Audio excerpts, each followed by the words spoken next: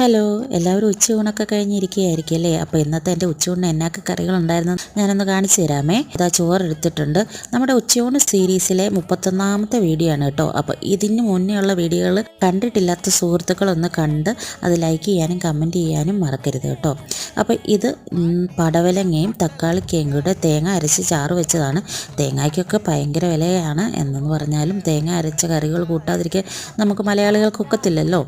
എന്നാൽ തേങ്ങ ഒരുപാട് എടുത്തിട്ടില്ലേ താനും മനസ്സിനൊരു തൃപ്തി വരുന്നത്രയും ഒരു ശകലം തേങ്ങ അരച്ച് ചാറ് വെച്ചു.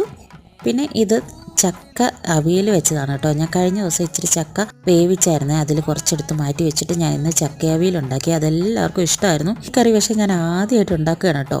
എന്നാലും നല്ല അടിപൊളിയായിരുന്നു കേട്ടോ.